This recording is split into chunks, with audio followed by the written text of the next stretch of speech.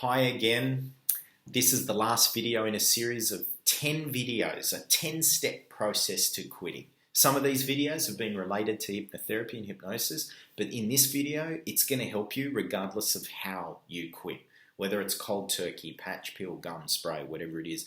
If this is the first video you've seen, there are 10 before this, so feel free to have a look. You never know what you might hear, what insight, tip, advice you might hear that will just go click and it all changes for you. You never know. So in this video, I wanted to share the two most common reasons for relapse and just some tips and advice so it doesn't happen for you. The number one is stress. Stress.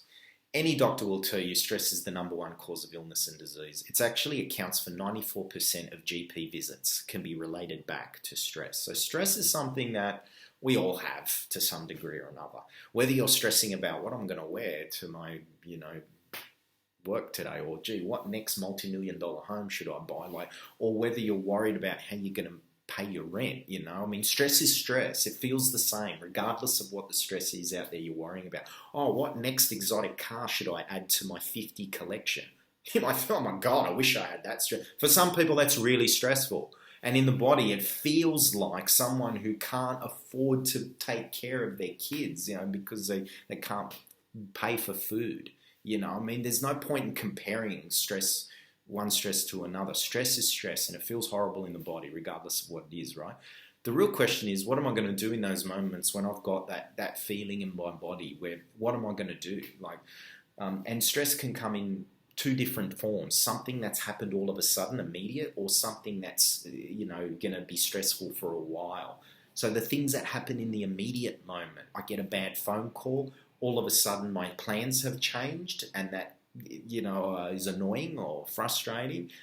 Someone's passed away. I lost my job. I just realised my partner's been cheating on me. There's an immediate thing that all of a sudden, literally seconds ago, I was fine, and now, oh my God, kind of thing. The other kind of stresses are things like, oh my God, I just won this contract for the next 6 months. I'm so going to be under the pump at work.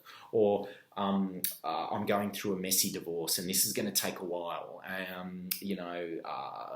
My loved one is going through treatment for a disease or an illness. This is going to be a journey. Some things are journeys, challenging journeys. Other things are just, oh my God, in the moment.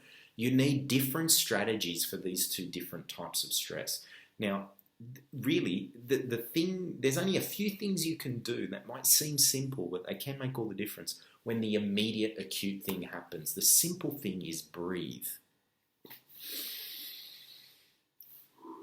Just breathe through the nose, close your eyes. You don't even have to close your eyes, just breathe through the nose, because when you breathe through your nose, you can regulate and make your breath more rhythmic, and breathe in and out of the heart. Send that breath in and out as if your heart is breathing for you, because that will slow your heart rate down. And when your heart rate slows down, you will naturally feel calmer, because it starts a cascade effect, a domino effect in the body, neurologically, physiologically, neurochemically, that will help your body just feel a little more calm and composed. If you need to get up and leave, do that.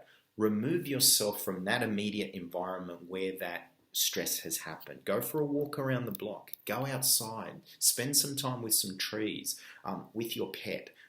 Just leave the moment, breathe, distract yourself, do something on your phone, call someone, go and visit someone, jump in your car, scream while you got the windows up while your windows are down, Some people have said that works for them, So that's important. There are other strategies for longer, things that are going to be a while, are going to take a while, stressful journeys. This is about self-care, doing the things that will help you stay composed. Learn to meditate, listen to great music, go for a bike ride, go fishing, immerse yourself in a hobby, take a relaxing bath, get a Thai massage, get a full body massage, pamper yourself, spend time with your friends, do all sorts of things, get into yoga, just simple visualizations, these kinds of things.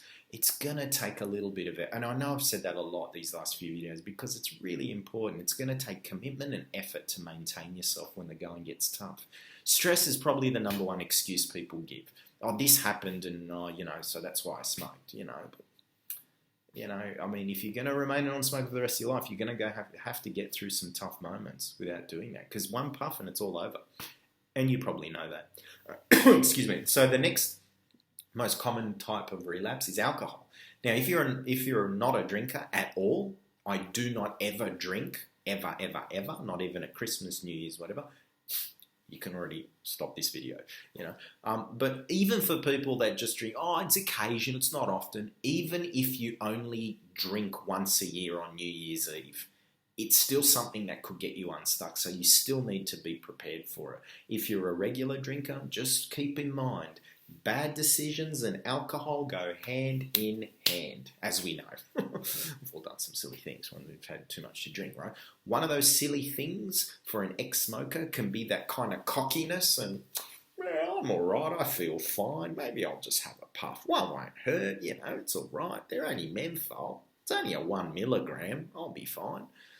Keep in mind that hypnotherapy, or whatever method you've chosen, when you're drinking, you can feel fine, but that feeling of control and confidence will start to leave you the first puff that you get, and alcohol can make you make that silly decision. So be mindful of that. So, surround yourself with some support tools. When you're on your way to a party or something, remind yourself that you're a non-smoker. Remind yourself how long it's been. Remind yourself of how much money you've had. Remind yourself of how much better you feel. Remind yourself of how much better your skin, teeth, gums, and all that is. Just a little something that will help you go, no thanks, no matter how many drinks you've had. You've got to be stubborn about it. No, I'm a non-smoker. No thanks. So be careful of alcohol. It can do that, so be very mindful. Just being mindful about it, having some awareness around that can make all the difference. So that's video number 10. I'm sure it's been helpful. I'm sure I've shared some things that maybe they're reminders of things you already knew, but sometimes we need to be reminded of stuff to help us achieve a goal. Reminded of stuff that we already know, but we just forgotten, or just haven't thought of for a little while.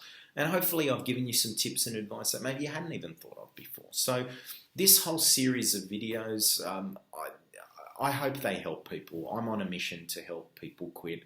I hope by now, if you've watched a few of these videos, it's pretty obvious that this is a passion job for me. This isn't just something I do to pay the bills, I mean, I used to be in corporate world, actually earning a lot more than I earn now, but I wanted to make a difference in people's lives, and I wasn't doing that in corporate world. So that's why I do this. This has killed people I love and I care for, and it means a lot to me. And I think it's ridiculous our government makes billions of dollars off the backs of dead and dying smokers. They're making money off death, basically, so ridiculous. So yeah, I really hope this has helped, and feel free to share it with anyone that's on the journey. And my details are somewhere where you're watching this, either in the comments or in the video description here, or on my website, quitwithnick.com.au. Quit with Nick, quit with Nick. You can beat the cigarette. Take care. Bye.